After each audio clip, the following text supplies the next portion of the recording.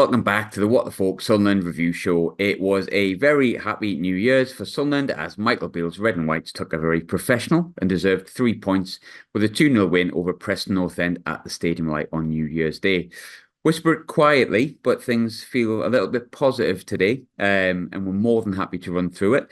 Joining me, as always, is Bradley Sharp. Brad, how are you, mate? You okay?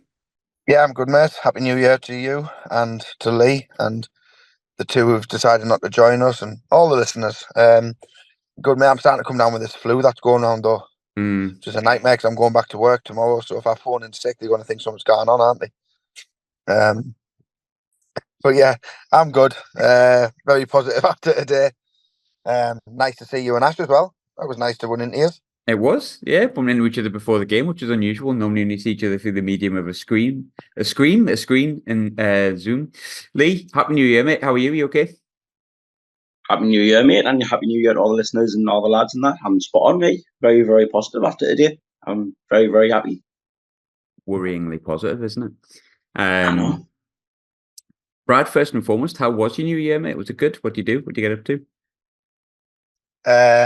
Put the band to bed at 7:30. Me and Rob went to bed at 10:15. Woke up for a quick New Year's midnight kiss. Then went back to bed, woke up for the game today. That's literally all I did. The two lads were elsewhere having parties or what have you. And I just had a nice relaxed night in, which is quite good actually, Graham, because last year I was in Blackpool and you seen the state of me when we recorded live.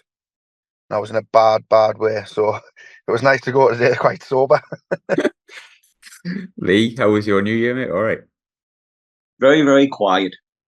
Very, very quiet. Just sat and watched the telly all night and just went to bed at a respectable time until all the fireworks went off and set the dog off.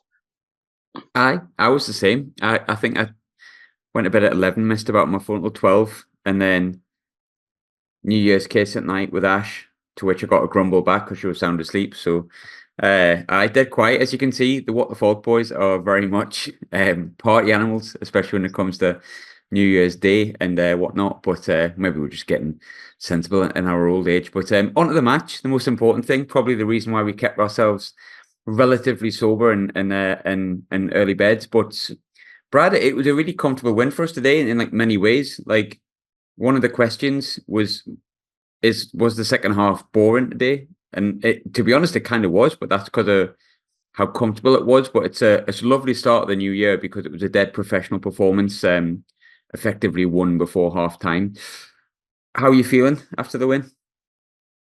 Yeah, you summed it up there. I think we came out first half with a better side, deservedly went ahead with two brilliant goals. And it wasn't, albeit people say it was boring, professional is the best way to say it. Beale's clearly said to them at half time, don't take any more risks because this game's ours now. Let's keep a clean sheet. But yeah, it was just no need to take any risks second half. If we do go and get a goal, fantastic. If not, just don't concede and the game's sewn up. So albeit, yeah, you can say it was boring, but the game was won at half time by some outstanding performances, which I'm sure we'll come on to. And to be fair, I don't usually like the early kickoffs because it puts us in a false position. But then the results the rest of the day so sort of made my year already. That we've stayed in sixth. And yeah, it's just all around a really good day, good performance, good win. Can't complain. To be honest, the DOS was good as well, and you've enjoyed that. So even the DOS worked out well. Lee, same question to you. Dead comfortable, dead professional. How are you feeling after it? Very, very good. Like there's a few where I don't know with this content or just the case where people want us to press a little bit more. Was like with no need to, with 2-0 up. And if against a better side, the Mice would have caused a little bit more trouble. But I thought Preston were awful.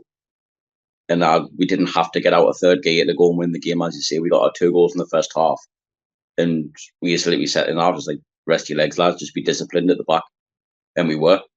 And there's a lot of standout performances from there. But credit where credit's due. I thought Beale got everything spot on. Not just from his team selection, but his game management as well.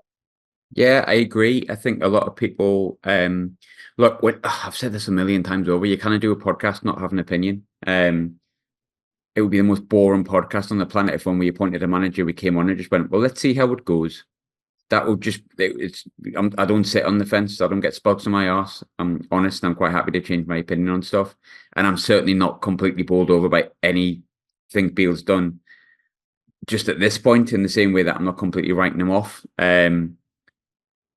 Credit where credit's due. I've said I don't think he would be a good appointment. I thought tactically he got it absolutely spot on today, and I thought he got it absolutely spot on against Hull. And I think we're going to come on to that, but it bodes really, really well. I think that, look, Rotherham was really poor. Coventry was really poor. There's caveats, I suppose, to both in the sense that Rotherham, it's your second game in 3 days or something. I know you can say the same again today, but you know that you can't say that players wouldn't be tired or there's been an element of fatigue with the amount of games that we've played. In the first game against Coventry, it was poor, but I think a lot of that was, and I even said it after the game, I thought the players didn't put in the shift that they should have put in at that point. And for whatever reason, we weren't good in that game. But since that Coventry match, when we were all very worried, I think, we've kind of rescued a point and very nearly nicked a win at Rotherham. And the other 2 games we've deservedly won, and today with ease. And I think there's 2 games at least, if we're talking Hull and we're talking today, where Beale got it tactically very, very right. We were talking off air before here, Lee, and I said, look, one thing I'd say with Beale on that performance today, I love Tony Mowbray, but I think Preston score 1 and we've got squeaky bum time at the end of that game, because I think Mowbray goes, oh, go on, lads, express yourself a bit. I think Beale was tactically switched on today in the sense that he was like, you've played 3 games in 6 days or something, 7 days. You don't need to go and bust a gut. The game's won. Just don't do anything daft and stay strong defensively. But you said there, credit to Beale. He has to be given credit daily, doesn't he? He did well. He did. Another thing that impressed me as well is I don't think Germany wanted to take Pritchard and whoever he brought on for Jensen Sealed. But I think he substituted for Pempele. Didn't work. So now the lad's just come back from like a really, really bad injury and he looked totally off the pace when he came on. It was like within 5 minutes, he was just totally shot to bits. And that's no fault of his. I told you he's had a bad injury. And obviously he played, was it half an hour the other night against Rotherham? So you think he's had half an hour of like main football. So it's not a surprise for you. That with yourself then. May change. I don't think he actually wanted to. But it was, again, it was down to his game management today. And look, he's still got a long way to go to convince me. But I said last week, if he can get 7 points from these next 3 games, it's very, very good return. If it was the other way around where we beat Rotherham and got a point in the hole, people wouldn't see murmurs of complaints. But I think he's recovered from a very, very bad start. And it's give you a little bit of hope of what we could do against the top sides, because we've been clamouring like all season for a different way of playing. You can't be expansive and playing pretty football every single week. You need to find other ways to win.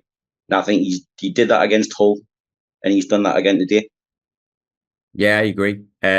Massive credit to him on that. Like, if we're going to criticise and say like stuff like that, you've got to give him praise at the same time, and I think he does deserve it. And there's a long way to go in the season for him to prove us completely wrong from our original thoughts or completely right on, our original thoughts, whichever way it may be. But I'd say at least 50% of those games that he's had so far, 2 of those games, he's brought something to the club in terms of a different way of playing, been a bit steelier at the back, 2 clean sheets, which we've been crying out for a little bit. But Brad, we'll move on from Michael Beale a little bit, because, and say it quietly here, we've been asking for it for ages, but we finally have a goal from a striker. We haven't seen Rusyn for a while, and I think Ross has been calling him for weeks to start. We've all said, look, give one of these strikers just a bit of a bash, maybe, see how it goes. And I think if we were to choose one, we've all kind of felt like if anyone's going to catch fire, it might be Rusyn. I thought he was great today, and I'm so chuffed for him getting that goal. But how impressed you were with his performance, and how delighted were you to see him score, for him and for the club? Yeah, it's the monkey off the back now, isn't it? A striker scored, which is, it might actually give the other strikers a bit of confidence if they have to come in as well. That finally they're not going to be. We're waiting for the first one. But with Rusyn, you can tell he's got a little bit more experience about him, because although he wasn't on the ball all the time, some of the runs he was making, he was always looking to get in behind. He was waiting the threaded pass. If it wasn't coming off, he'd do it again. He was just being busy. Like he would have been an absolute nightmare for their centre halves because he was playing between the two of them. And I mean, one of them tried to assault him, I would say, and that was pretty much the only way they were going to try and stop him. And his goal was a perfect striker's goal because if you watch his movement, although it looks just like a tap in, he's waited on the blind side of their centre half, and he's just waited for that second that Clark's going to pull the ball back, and he's just nipped in front of their centre half who didn't see him coming. And that's what you get from playing a striker in a striker's position, because I know we've said Job's done a job there, Dak, albeit hasn't been great for us, but even if you put Barr there, Pritchard, they don't make them runs and we don't score that second goal. And then the game plan at half time that we've just touched on and said how we've managed it is completely different. So yeah, massive credit to him, because ultimately his movement there and his finish just killed the game off. Albeit I think the plaudits will go to Jack Clark because his run was absolutely exceptional. But yeah, I'm delighted for him, and I was quite chuffed with 09 as well. Once they had the team celebration, he pushed them back to the fans to have his moment. And then at the end, I don't know if you've seen, there was a kid had a Ukraine flag, and he came over and he swapped the Ukraine flag for his shirt. And I think that's a massive moment in his Sunderland career, knowing that I think now he knows he's got a home here, and the fans are all behind him, trying to get a song for him, shouting his name. That'll do him the world of good. Not just the goal, the fact that he sees all the fans are behind him. That'll do that. It's massive. And look, it's his shirt now. There's none of this. We'll have to change it because we have to get another striker in and see what we can do. It's his shirt now, and he knows that, and that's only going to be a good thing for us because the confidence will keep going. Yeah, delighted for him, and I think, I see it sometimes online, and someone even put it in our comments today that I'm too defensive of sections of the fan base, but I think it's because I see things like that. Like, for me, we'll always be the best fans in the world, and like you can argue till the cows come home, you can whinge at me, you can give me evidence, and I'll still tell you Sunderland are the best fans in the world because that's what I believe. And I think you're right. I've seen the thing with the Ukrainian flag, and I think, that's a kid that hasn't really set fire. I know we're going to come on to the difficulties that he's had that have kind of came out a bit in the wash today, but I think when you look at the struggles all of the strikers have had, it'd be quite easy to us to have completely given up on them today. But today, you had a little chant, the Rusyn at the end was great. Switching the flag with the fans, 09 shoving them in. And I thought he played really well today. And I think a lot of that comes from, the fans willing him on to do really well. And I think he stood up today. I thought he was one of the best players on the park. And we spoke about Burstow during the week, me and Ross, and we said, like, he didn't really do much, but he was actually making the runs, to be fair to Burstow. Like, he was actually getting in the box, and that just got us a bit further up the pitch. Rusyn was like a better version of that today. I looked to see how many times he was getting in the box. He was always in the box. And it was just striker's instinct. It wasn't like he was going, I better stand in the box. He was like a proper centre forward, like making the runs, running the channels, getting in the box, and just giving an option. And you said it before, Brad, like, he must have been a nightmare for, I think it was Liam Lindsay was at the back, and the other lad who was next to him, because he was just splitting them. And the other half is trying to look after, other half of the defence is trying to look after Jack Clark, which, let's be honest, it's got to the point now where I think we don't even mention how good Jack Clark is because he's just consistently brilliant. Like, he's a nightmare for defenders. He's far too good for this league, in my opinion, up there with one of the best, if not the best. But sticking with Rusyn, Brad, the one thing I wanted to mention, I think it came out today that he's moved over. He's not really speaking fluent English yet. He's progressing with it, but he moved over to a country without his wife and without his kids, I think. And I think it's kind of sounded like it's been difficult for him naturally. And there's probably things you don't see or think about, really, because you're kind of watching 90 minutes of football and you have an opinion on it. But, Brad, he's come from a war-torn country where he's played in front of no fans, I think, as the Ukrainian game goes. I believe that's how it is at the moment, or smaller fans. his wife and his kids are in a country which is going through for the want of a better word, a really horrendous time at the moment and a really difficult time. And I think we've all seen. I know one Ukrainian lad, and I understand what's going on over there at the moment. And I think you hear it from the players like Zinchenko and stuff like that. You've seen like the emotion that comes out of them because football is something that brings them together through a really difficult time for their country. And you're looking at Rusyn, and he's come over here. He's 25, yeah, but he's completely new to the area and everything. He's had to come over and leave his wife and his children at home for whatever reason that may be. But his wife and his kids are at home, or his family, or whoever it may be, are at home in a place that's going through a really difficult period at the moment. And when he goes home after training and he can't really speak to anyone because he doesn't speak fluent English or doesn't feel confident in it just yet, he's not in the team and he knows where his family is. It must have been increasingly difficult for him week on week.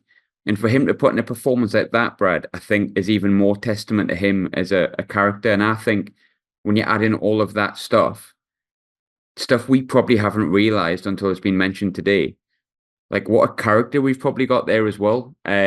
He could really push on from this, and I really want him to do well here because of that. But you don't realise what sometimes people go through, do you, Brad, when you hear things like that? It's not just that, Graham. I think in general, a lot of people forget that footballers are human beings. And I think that gets overlooked more than anything. But yeah, credit to him. I think what has sort of maybe helped him settle slightly is that, what's the kid that we signed? Is it Tutierov? Yes. Yeah, I think that's helped him settle ever so slightly from what I have heard as well. Because I think that kid speaks quite good English. So it is good for him that he had that network with him there. But yeah, credit to him because it can't be easy. I mean, nowhere near the same scale. I work away week on, week off, and I don't see my family for a week. And I know they're safe at home, and even that's difficult for me sometimes. So put that on a scale of him being halfway around the world or the other side of Europe, not knowing if his family's safe or what. It's got to be incredibly difficult. But credit to him because when you do see him in the training videos and things like that, he's never seemed to be sulking or shying away. Or when you see him warming up, he seems to be at least trying to communicate with the lads on the touchline when he is warming up. And when you watch the behind the scenes stuff, when we've had a win, he's celebrating on the bench with the players. So I do feel like the lads are all behind him, and I wouldn't expect anything different because all you do hear from the noise around the club is the team are like brothers. They're just like a little family themselves, and they've all got each other's back. And that's showed today. Again, I'd go back to his goal. They were all around him, and then let him have his little moment because they knew how much it meant to him too. So yeah, it's massive from going forward. It's that massive burden that's off.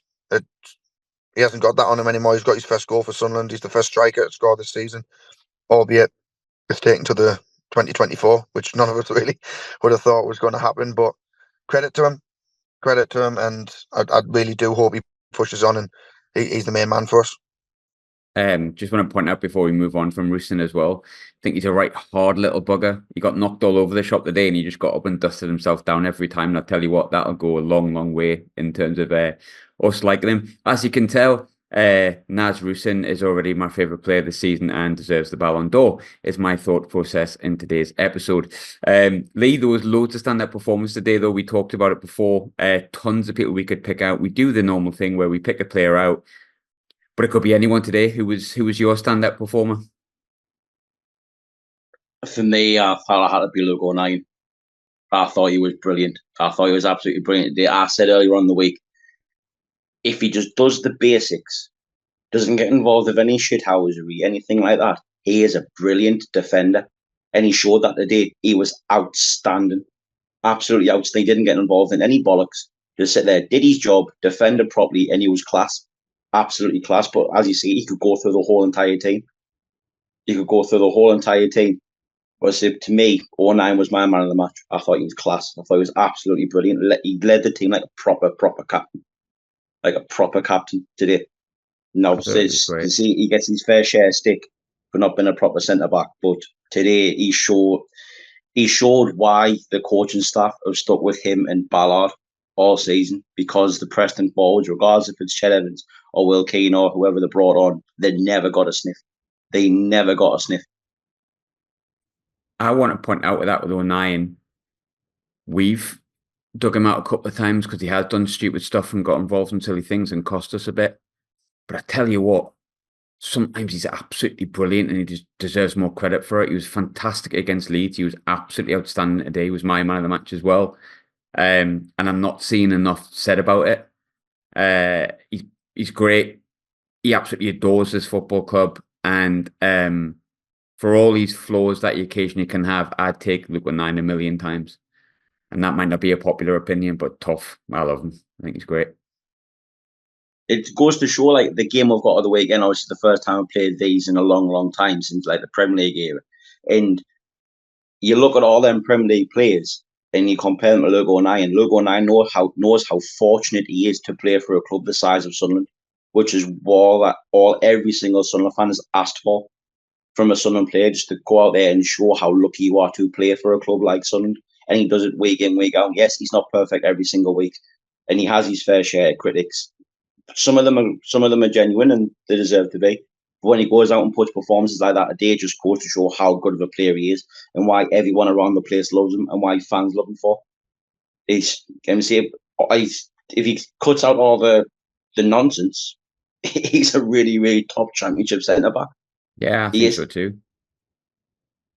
Like I struggle sometimes with the Luke 9 stuff because I think he's great, and I sometimes think maybe I just don't know me football, which is, to be fair point probably. But there's another player, Brad, that I wanted to bring you on to because I imagine Luke 9 might have been your standout. However, there's one person who I think might not have been as rated as highly as he should have been in the boardroom in the summer, and very nearly went Toodaloo, and 4 assists, I think, and 2 goals in his last 326 minutes of football. Outstanding goal today. This feels to me like the best Alex Pritchard has ever looked in a red and white shirt this season. But Brad, we love him. How good was he today? The reason you think he looks the best is because I think he's trying to do the talking with his feet by sticking his fingers up at the board for trying to get a shot of him. And he knows there's a window here now, and his contract's come at the end. And it showed at Rotherham away, the fans are all singing his name, and then today just constantly singing his name. That we all love him, and he feeds off that. He loves that. But he was phenomenal.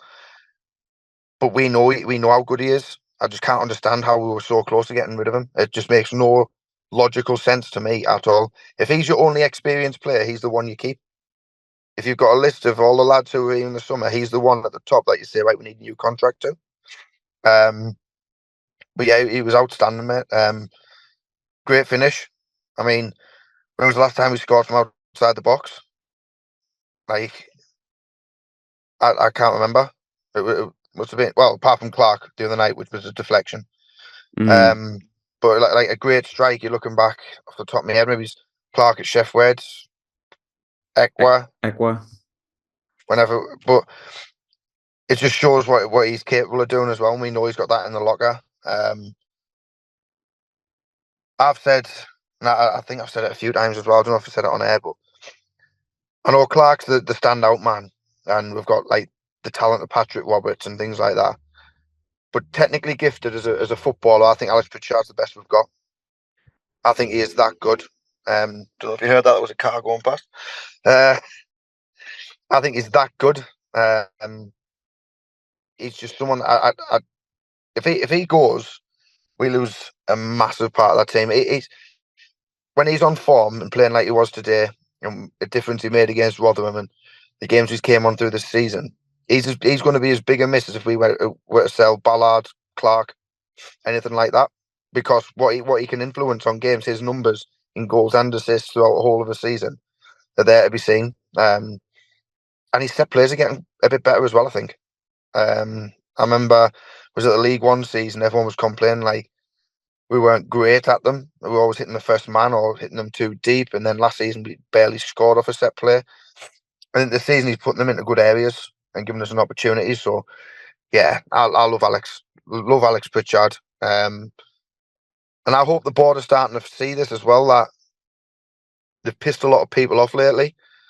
one thing they can do to get us back on side, to realise is how much Alex Pritchard makes us a better team, and give him a new deal. He'd sign a new deal if it was an extension of the current deal he's on. He would sign it because I think he's just settled here. He loves being here. So yeah, love the bloke. Yeah, me too. Going to go on to listeners' questions, but really quickly, we've got a couple more, and I want to give kudos to Pato and also Pierre-Emerick today. There's been a bit of worry about Pato, sort of Bristol City, Coventry game.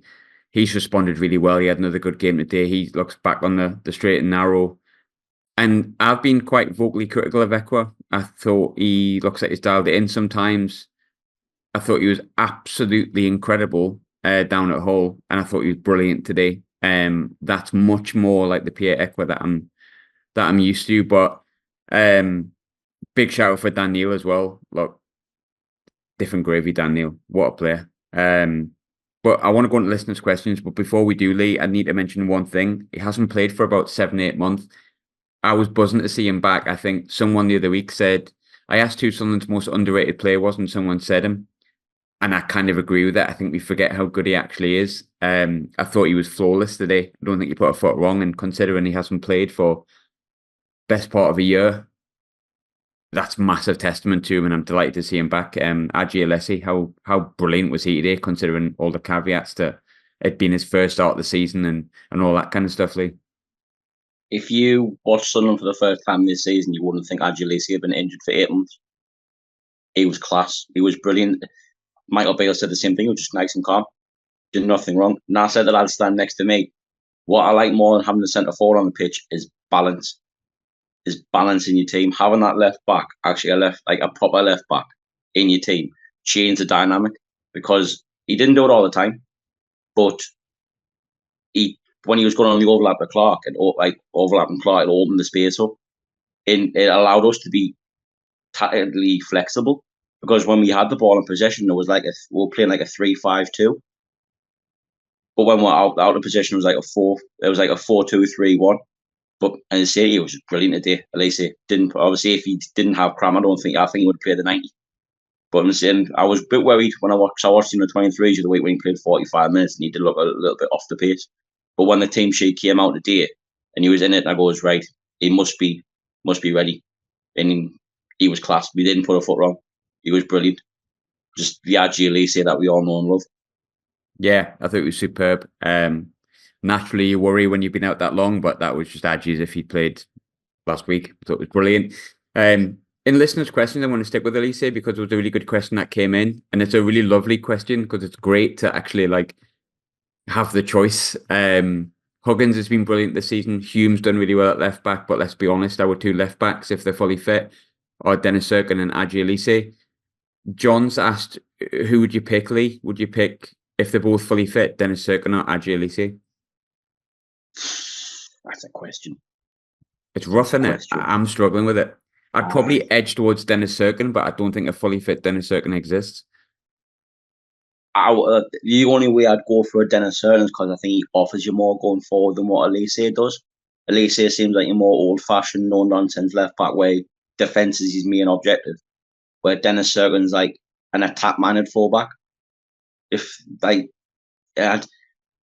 they both have the same different qualities. I suppose I'm trying to dodge the question here because I don't really want to answer it because they're both just as good as each other. I think it depends on the game, doesn't it? Because if you want a bit more defensive solidity, a bit more aerial strength, you go Alessi. If you want to just play camping in the other team's box and having a right go, you probably go Serkin. But you could play either of them in that situation, a game where you need to be a bit more defensive, a bit more physical, and a game where you need to be a bit more attacking.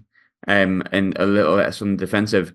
And even if you played the other one that, say you played Alessi in the more attacking games, like today, for example, and Serkin in the more physical games, they're actually kind of working both. You're not losing too much. I think it's a lovely choice to have. And I just wish Huggins was involved in that conversation as well for the right or left back situation. But our fullbacks are actually really good, aren't they, to be honest? The lad next to me, I'll give him a shout out to one of the lads that sits next to me again. We have arguably the best set of fullbacks in the division for having five. You're looking like Hume, Huggins, Alessi, Serkin, and Pembele. Because I think obviously Pembele is playing the Champions League now in the Championship. But you need all them 5 options because 4 of them are all injury prone, which is not a criticism of them, but for them, like you never have like your 2 first choice fullbacks fit all the time. But I when it comes to the fullback areas, I don't think any team, and this probably includes Leicester, I don't think any team can touch us with the fullbacks in the league. I think we have the best fullbacks in the league, and I've said it since the beginning of the season. Like you're not losing anything by putting Niall Huggins in instead of Trey Hume, or putting Dennis Cirkin in instead of RG Elise. You're not losing nothing because they're both, all 4 of them are just as good as each other. And that's a testament to the recruitment. That, mate, look, we lost Phil Barsley in 2013. That we've only just replaced him. It's it's the daft thing. We've only just getting it right. We've spent ages getting left backs in on loan from every Tom, Dick, and Harry. But Billy Jones, Billy Jones.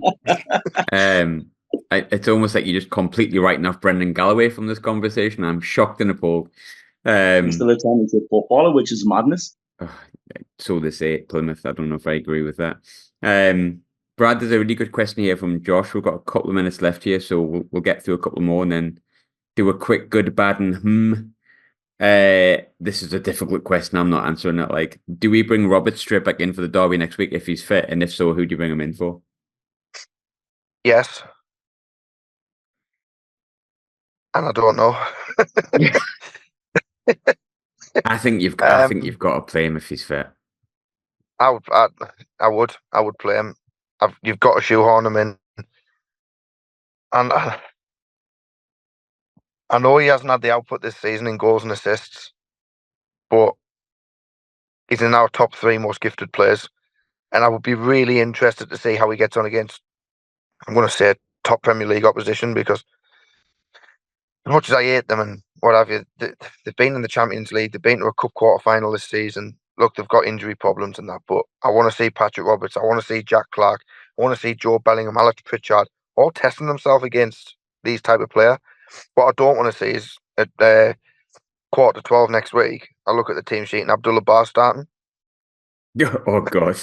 No offense to Abdullah, but I'd love you to prove me wrong, but no thanks. I said the other week, for a bit of balance on Abdullah, like earlier this season he was keeping Roberts out the side, so he has got it in him, but lately he's been not the best. Bless him. But yeah, I would have to. You'd have to get Patrick Roberts in somewhere. I don't know where. That's why I'm not the coach. But for me, yeah, he's got to come back in if he's fit, and that means fully fit. Look, if he's only 70-80%, then probably he's not. No, he has to be fully fit, ready to go. Yeah, I agree. Look, I think with Roberts, I'll keep it short and sweet. He's the most talented player potentially at the club. The likes of him, Clark, Pritchard, Job are kind of what I'm pinning my hope on next week. And it's a tough game. It's a really tough game next week. Like, we might hate them, but they're a good team in terms of players who got in the paper, and there's a reason they beat PSG 4-1 and all that kind of stuff. I think there's more of a chance of us springing a surprise, if you prefer, with Roberts on the pitch. So for me, Roberts plays every day of the week. We've got like a minute 30 left, so I'm going to go with the quick good, bad, and a Lee, what's your good, what's your bad, what's your Good, as I said, I'm going to give it to Michael Beale for the way he set us up today. Me bad, again, this is not trying to bring him out, but I thought Abdullah Bar was very, very wasteful today when he came on. Trying to stick up for the lad because everyone's getting in his case, but he doesn't help himself. And me, is it wrong that I'm getting slightly confident about next week if we can play and defend like we did today? And it's a totally different class of opposition, but if we can keep them tight, and I don't know if it's just because it's them, if we can keep it tight and get our players on the get our top players next on the game, there is no reason why we can't go and give them a game next week. No comment. Brad, really quickly, good, bad, Good, Rusyn getting his goal. Bad, Abdullah, I'm afraid.